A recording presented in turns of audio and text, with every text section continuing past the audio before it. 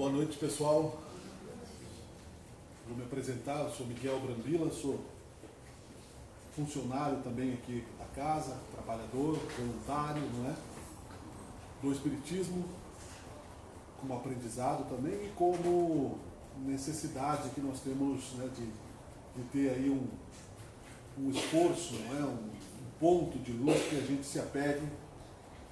E eu que fiz lá um pensamento que eu já esqueci, porque não é fácil. Esse espaço aqui é um espaço muito importante para a gente que tem o compromisso, não é, de trazer também um pouco dessa ciência também espírita, filosofia e religião. Então nós vamos nesse momento fechar um pouco os nossos olhos, uma oração simples, sem muita preocupação com o que está acontecendo lá fora, com o que aconteceu hoje, mas olhar um pouco para dentro de nós, deixar estabelecer um pouco de serenidade, para que a gente possa juntos, não é, desfrutar um pouco do diálogo que nós vamos ter a partir desse momento. Então pedimos ao Senhor Jesus que nos auxilie nessa oratória, pedimos ao nosso Deus que nos dê tolerância, que nos tolere, e juntos, nesses minutos que estaremos, que possamos avançar um pouco mais no quesito de compreensão daquilo que a doutrina espírita nos oferece. Uma bênção que Jesus nos traz como Consolador prometido. Muito obrigado, Senhor Jesus, seja feita a tua vontade, que assim seja. Eu escolhi o tema, aproveitando aí a Semana Santa, não é? A ressurreição e a reencarnação. Apenas para entendermos um pouquinho da terminologia, que na minha visão, como espírita, cristão, é uma diferença essencial. Porque de resto a mensagem de Jesus Cristo é a mesma para todos aqueles que a recebem de uma maneira simples e profunda. Amar a Deus sobre todas as coisas, o próximo como a si mesmo. Isso Jesus unificou. E mais do que isso, ele falou em algum momento um só rebanho e um só pastor. Ou seja, quem é cristão e que entende o amor de Jesus Cristo por nós, está seguro em qualquer religião que seja. Mas a palavra reencarnação tem um significado um pouco diferente. E por isso eu vou ler um pequeno trecho aqui que o próprio Evangelho segundo o Espiritismo nos traz, que é o capítulo 4. Ninguém pode ver o reino de Deus se não nascer de novo. E falar um pouco sobre ele. Jesus, tendo vindo para os lados de Cesareia, de Filipe, interrogou seus discípulos e lhes disse: que dizem os homens quanto ao Filho do Homem? Que dizem que eu sou? Eles lhe responderam: alguns dizem que sois João Batista, outros Elias, outros Jeremias, ou algum dos profetas. Jesus lhes disse: e vós outros, quem dizeis que eu sou? Simão Pedro, tomando a palavra, lhe disse: vós sois o Cristo, o Filho de Deus vivo. Jesus lhe respondeu: sois bem-aventurado, Simão, filho de Jonas, porque não foi nem a carne nem o sangue que vos revelaram isso, mas meu Pai que está nos céus. Esse é um trecho de São Mateus, depois tem os outros trechos do Evangelho tradicional, e aqui o Evangelho segundo o Espiritismo tem como estrutura, né, uma explicação espírita. Ressurreição e reencarnação. A reencarnação fazia parte dos dogmas judaicos sob o nome de ressurreição. Só os saduceus, que pensavam que tudo acabava com a morte, não acreditavam nela.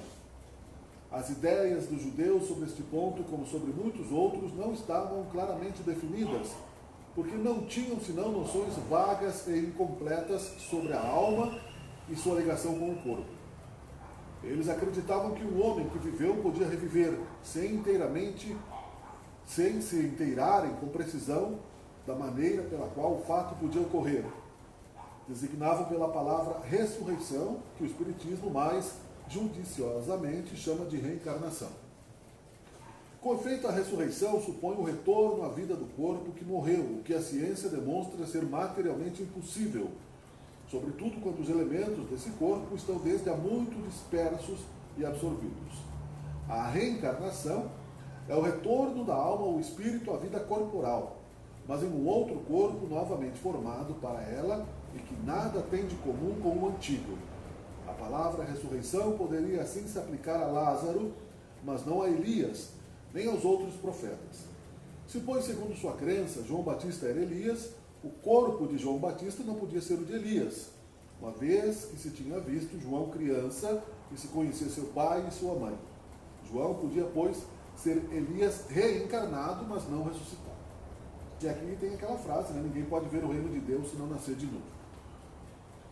Essa chave, reencarnação, a diferença que ela tem sobre a palavra ressurreição, ela é significativa no sentido da busca por um objetivo claro no nosso processo de transformação pessoal ao encontro da felicidade, que é o objetivo de qualquer consciência. Somos criados para ser felizes, não para sofrer. Mas é claro que Jesus não disse tudo, porque era um outro momento cultural, tem muita coisa que foi interpretada de forma diferente, cada um à sua maneira, então ficaram muitas árvores do cristianismo, como nós dissemos. Através do exercício da mediunidade, o sexto sentido, provas científicas de vidas passadas através de médiuns específicos, o Allan Kardec, que foi o codificador do espiritismo no século XIX, junto com outros amigos, colaboradores, criou uma sociedade de estudos, pesquisas mesmo, né? Porque como é que eu vou acreditar se a pessoa está falando a verdade ou não? Podia estar inventando, podia ser coincidência. Como é que eu vou saber se é um espírito, se eu não enxergo, se eu não vejo, né? Então, Allan Kardec era bastante prudente nisso. Ele era um professor na França e tinha já essa missão. E aí, a partir do termo reencarnação, ele pegou um termo que está usado na igreja, por exemplo, né, que se chama encarnação, uma vez. Nós aqui encarnamos, né, eles diziam que Jesus encarnou, ou seja, o Espírito se fez carne, tomou um corpo físico, subordinado às leis da matéria, ao tempo, né, à transformação, e quando morremos, né, para onde vamos? Né? O mistério. Onde é que está esse mistério? A ressurreição não era bem clara nessa época pelos judeus que acreditavam em Moisés, que também não tinha deixado isso muito claro. Mas eles acreditavam sim na vida espiritual. Jesus apareceu como espírito depois de um tempo, 40 dias, e aí São Tomé queria saber se ele era realmente um fenômeno possível dentro daquilo que Allan Kardec foi tornar cientificamente explicável quando a cultura da sociedade avançou o suficiente para compreender que nós não temos apenas essa dimensão de vida. E nós temos coisas que nós não enxergamos, né? Talvez um médium vidente enxergue, mas a gente sabe que ela existe porque ela é intuitiva. Nós temos a certeza que aqueles que amamos, ou os que não amamos também, né, não morreram para sempre. Que não há uma ociosidade no mundo espiritual e que a natureza segue uma lógica de evolução que nos traz satisfação à razão. Porque, caso contrário, estaríamos subordinados, né, a um Deus desorganizado. Um Deus, a partir do momento que nós aceitamos a sua existência, observamos ele como uma personalidade amigável, um Deus bom. Não o Deus vingativo dos primeiros momentos, não o Deus cruel, mas um Deus de amor e bondade, infinita misericórdia. Um pai de verdade, né? Ou um sentimento maternal que fosse. Passamos então a refletir a lógica realmente de uma fé raciocinada, que precisa nos convencer. Porque é claro que tem muitos conselhos éticos, morais. O principal deles nós citamos aqui, que Jesus com simplicidade e objetividade falou, era assim ou não tinha essa conveniência que o nosso orgulho nos faz ter, que nós sempre damos uma ajustadinha, né, nas normas para justificar, às vezes, aquilo que nós sabemos por consciência que não estamos bem certos, né, no sentido de estar em convivência com as pessoas. Jesus dizia, amar a Deus sobre todas as coisas. Primeiro ele disse, buscar primeiramente o reino de Deus e o resto será dado por acréscimo. Ele explicou que o reino de Deus né, da forma como ele podia na época, porque nós éramos já viventes como consciências, mas ainda com uma consciência um pouco desenvolvida culturalmente, o coração bastante endurecido, e comparou então Deus com um pai bom, desmistificando aquele Deus vingativo do Moisés, que tinha vindo antes com os 10 mandamentos, mas não descumprindo a lei de que era realmente necessário entendermos uma figura de Deus. Por muito tempo ainda, e ainda hoje, se tem uma figura, né, errada dessa forma. No Livro dos Espíritos, a primeira pergunta que Allan Kardec fez foi: o que é Deus? A inteligência suprema, criador do universo e nosso Criador. Ele não teve começo, não tem fim. Isso nós vamos entender intuitivamente, não vamos entender como uma explicação matemática, mas, porém, entendendo as consequências de uma causa inteligente.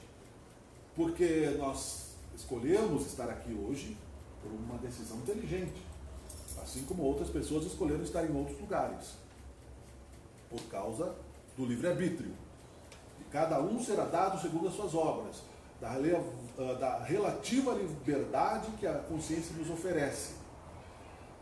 E aí, dentro dessa fé raciocinada, enquanto a gente vai, a partir do momento que conhecemos a doutrina espírita, ela vai refletindo no nosso ser, nós vamos, do ponto onde estamos, ao conhecê-la, vamos tendo aí mais possibilidades, não é, de ter raciocínios lógicos diante da nossa busca de felicidade.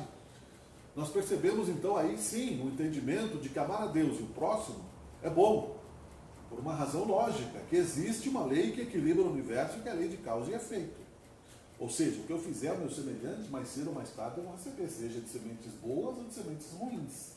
Aquilo que eu aprendi com a doutrina de que a semeadura é livre, mas a colheita é obrigatória, me faz ter freios éticos, pelo menos relativos, né, diante da minha dificuldade ainda em vencer certos valores que eu ainda não consegui entender dentro de mim.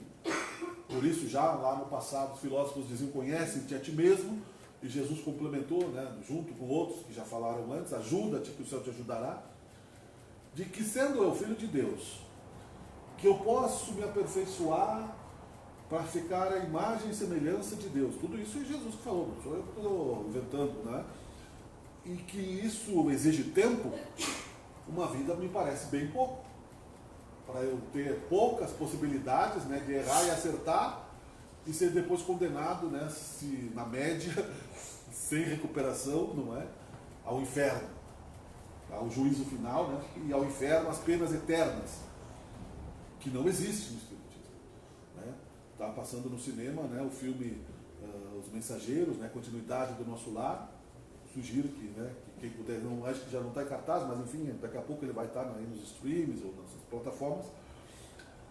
Nós somos todos perfectíveis, ou seja, de acordo com a nossa vontade, evidentemente, e de acordo com o desejo de nos melhorarmos. Então o Espiritismo vem aqui e vai dizer: olha, você tem que fazer a caridade. Se eu sou um espírito rebelde, eu vou fazer a caridade, né? Vou entender que a caridade é perdoar os inimigos, né? Eu vou preferir me vingar do meu inimigo e quero que ele sofra, né, mais do que eu sofri. Isso gera uma teia de reencarnações sofridas que demora um tempão para a pessoa entender que é melhor se amar e se perdoar do que ficar guerreando. Tem uma série de perguntas que vocês devem estar se fazendo, e não é em pouco tempo que isso vai ficar claro, evidentemente. Mas essas perguntas é o que nos levam a encontrar respostas hoje, com a facilidade da internet, com os livros também baratos e acessíveis, de que, sim, é verdade, perdoar é bem complicado. Superar o orgulho é muito mais difícil. E aí nós estamos esquecidos do que fizemos nas vidas passadas, porque tem um significado para isso, é a misericórdia de Deus. Nós ficamos pensando: mas por que eu estou sofrendo, né? Eu fiz sofrer ou não? A ressurreição seria, eu vou indo e voltando, mas a gente vai ficar no tema aqui. A ressurreição seria, por exemplo, eu surgir do mesmo corpo, que é impossível, ele apodrece, né? Do pó viemos, ao pó voltaremos. Cientificamente é impossível.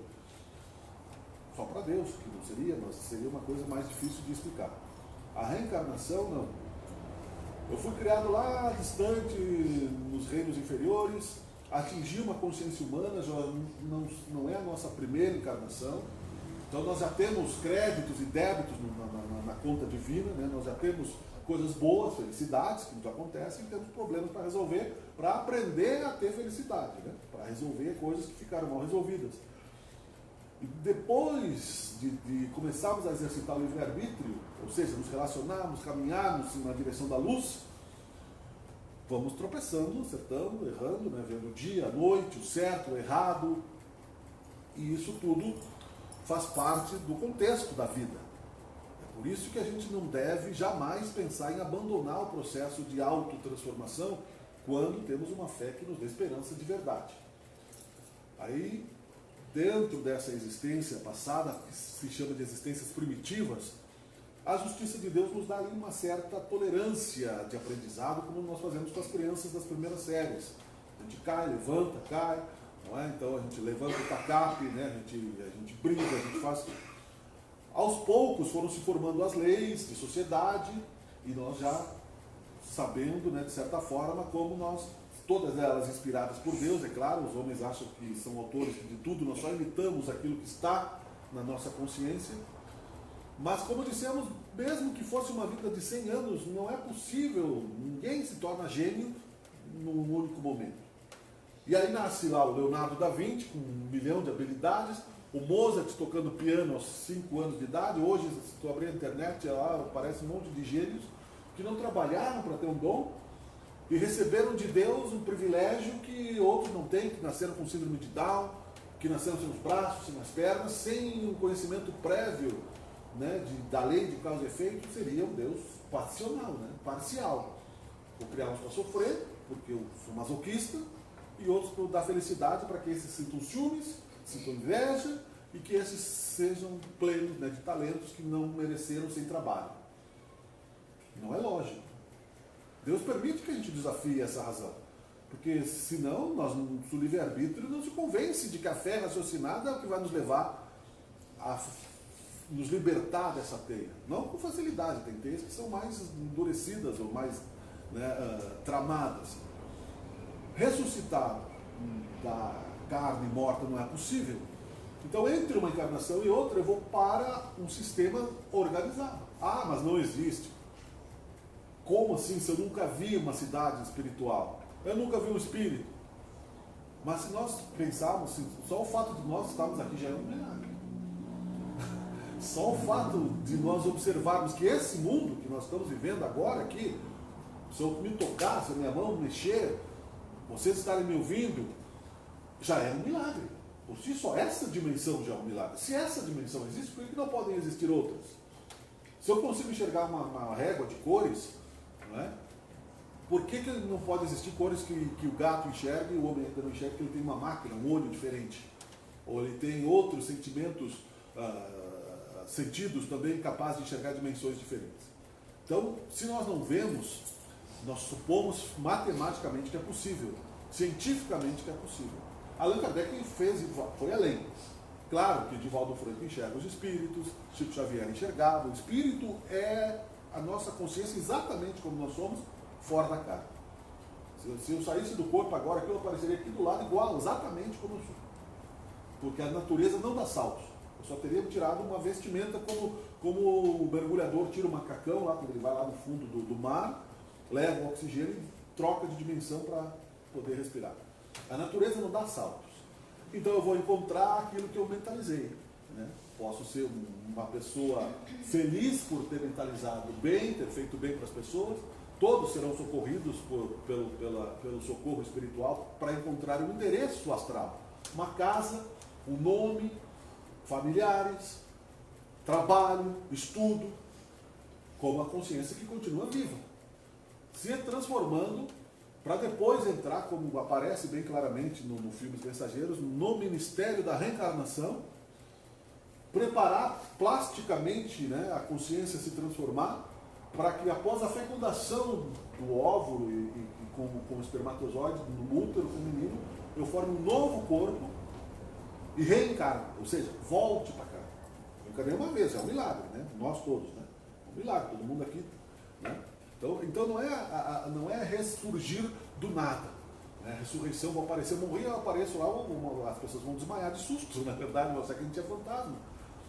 E aí, ao voltar, esquecido, a lei de Deus ajusta pelos semelhantes que se atraem, por amor ou por ódio, a organização do bem para que nós sejamos pais e filhos, sócios na empresa, clientes, relações de casal, algumas boas, outras nem tanto, algumas necessárias, que têm objetivos em comum, porque a única forma de nós encontrarmos a paz é resgatar as nossas dívidas morais com relação ao próximo. Quando Jesus prudentemente disse, olha, faz ao teu próximo aquilo que tu gostaria de receber, porque caso contrário, de forma pública ou privada ou oculta, isso vai ficar na conta do universo. Né? Hoje em dia nós vemos 2 celulares funcionando, eles se comunicam. Nós estamos falando aqui pela internet, né? Ou seja, nossos pensamentos, as nossas ações, elas se gravam no universo e infelizmente para nós somos bem teimosinhos e ainda estamos no mundo de provas e expiações. Mas tudo bem, né? Vamos continuar lutando. Ninguém pode ver o reino de Deus se não nascer de novo.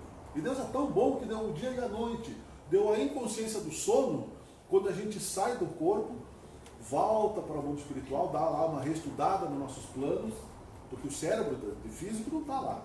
Né? Então, as memórias astrais de nossas vidas passadas, nós temos no espírito, na parte oculta, como se fosse uma pasta lá no celular que a gente não consegue acessar. Ela existe. Tem umas partes aqui que tem configurações do sistema, né? Que todo mundo, ela está ali, por isso que ele funciona. Mas a gente não consegue acessar, a gente não tem nem capacidade técnica para acessar.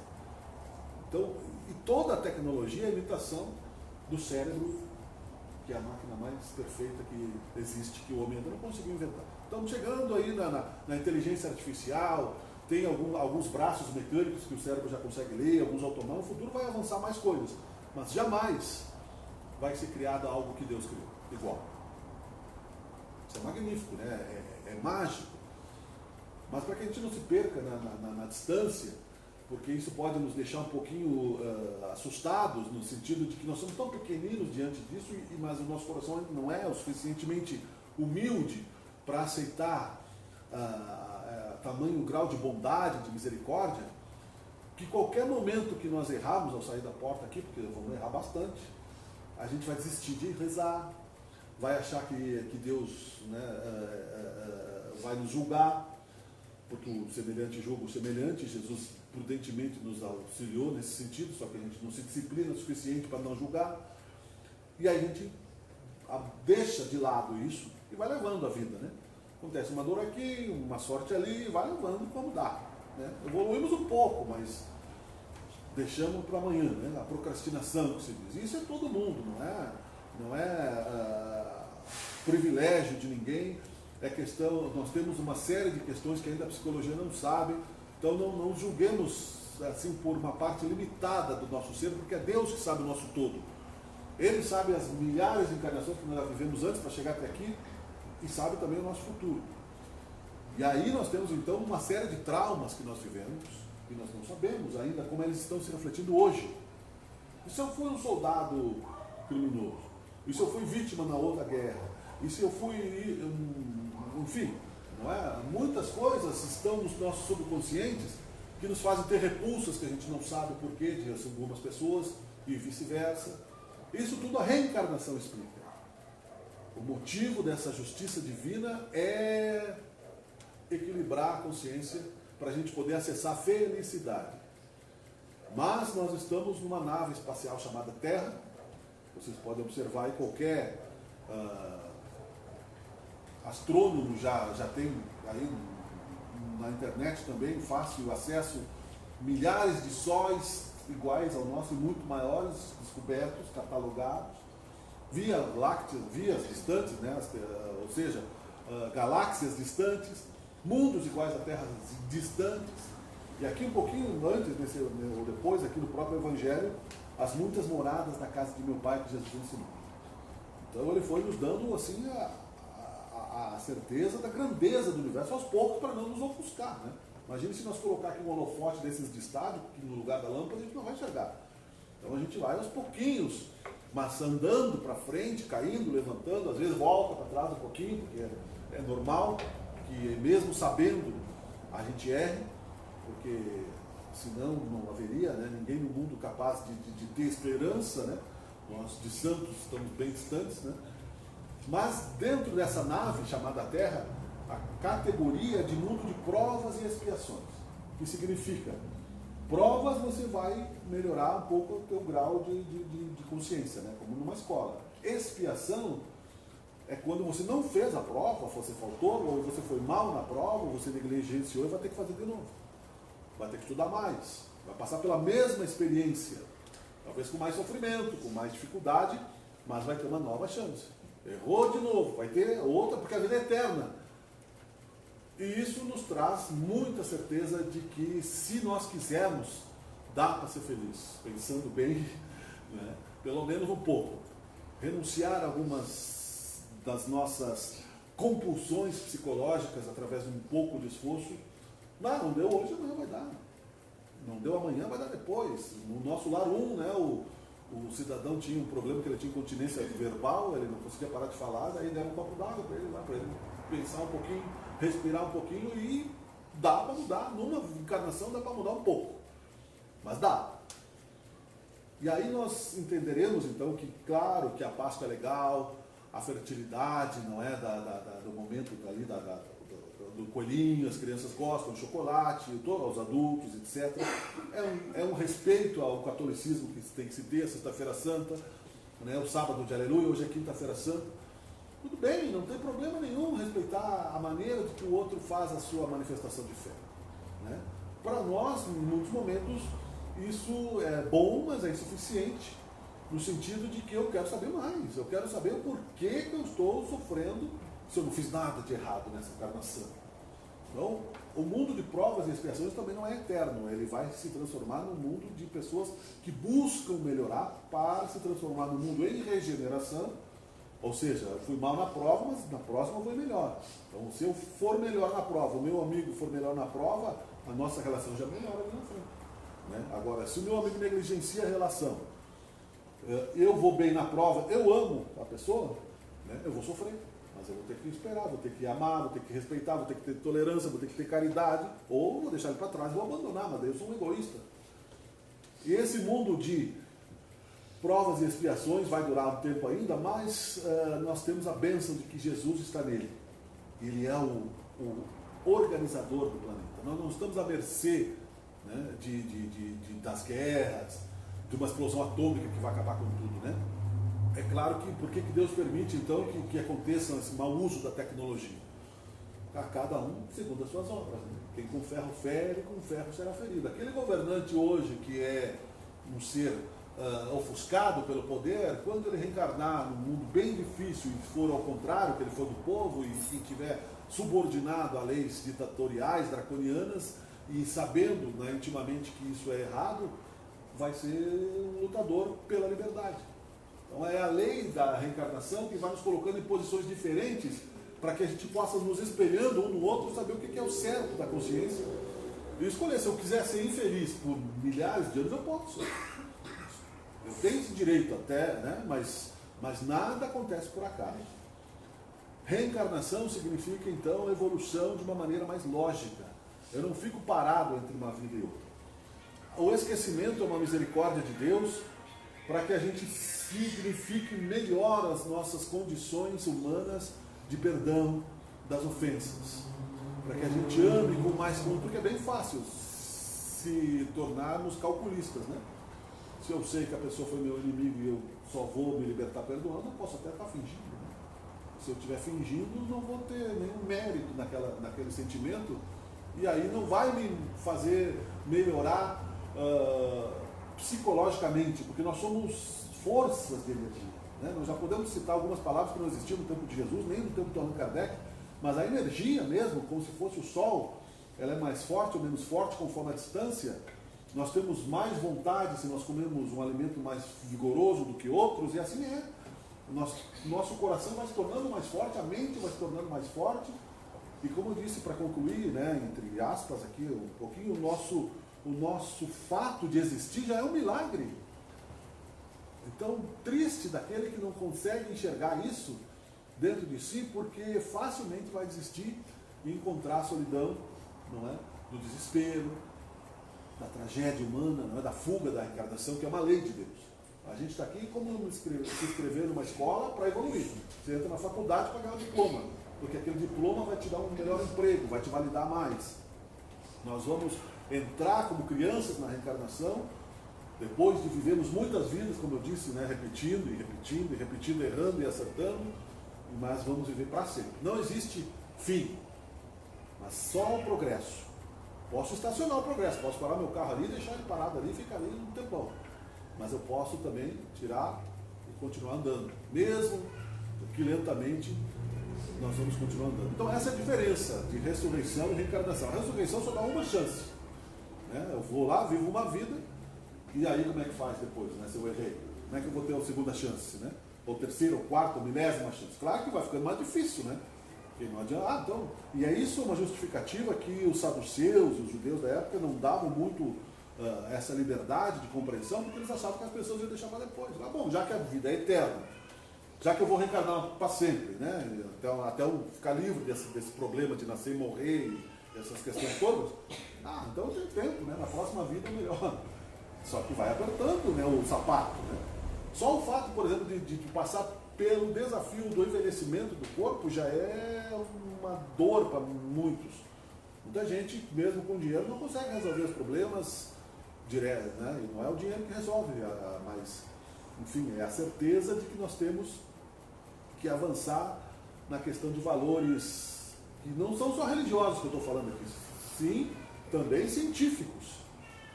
Como eu disse, para concluir, que eu vou amar a Deus e o meu próximo se eu tiver uma garantia de que isso vale a pena. Porque não vai, né? A gente acha que todo mundo, tá, beleza, Jesus, então tá, essa é a lei, então tá, faz um milagre aí, eu vou te seguir. Não vai acontecer. A gente vai ser, senão a gente não estava aqui no mundo de provas e expiações reencarnando e teimando, né? Porque a gente ainda paga para ver, não lembro, Jesus não está aqui, né? Entendeu? Onde é que ele está? Onde é que está Deus? Tem uma série da Netflix que é o Testamento de Moisés, que Moisés briga com Deus, onde é que está? Aparece quando eu te vejo, né? Então é isso que nós fazemos, pessoal, mas entender que Deus nos dá infinitas oportunidades e que nós vamos voltar cada vez melhores, dependendo das nossas ações, para mim foi muito bom. Foi a chave da mensagem de Jesus. Só que a gente tem que estudar sempre, né? Renovar sempre, assim como dá sede quando a gente fala, precisa tomar água. E a sede do Espírito também precisa ser renovada através do estudo, da fé raciocinada, do trabalho espiritual e da persistência. Assim, nós vamos aos poucos encontrar paz, que é o que Deus nos reserva, né, como seus filhos, e nos dará com certeza, né, como herança de nossos esforços, o resultado que nós merecemos, a cada um segundo suas obras. Eu agradeço a atenção de todos e vamos aos nossos momentos, né, de preparo para o passe. Então hoje, como disse o José, vai ter o passe normal, você pode aguardar, ele vai chamar quem vem pela primeira vez. Que Deus nos dê vontade de aplicarmos o amor em nosso conhecimento, unificando a nossa razão ao amor, talvez mais rapidamente transformemos o mundo de provas e expiações, a regeneração e a paz. Mas se isso não acontecer de imediato, que ainda temos batalhas a vencer, porque negligenciamos no passado, Senhor, que as nossas armas sejam o perdão e a misericórdia que Tu nos dá sobre nós mesmos e que saibamos também fazer isso com o nosso próximo. Obrigado por esse momento. Que aqueles que aqui não puderam estar, física ou espiritualmente, recebam também a nossa intenção de paz e que assim seja. Muito obrigado. Boa noite.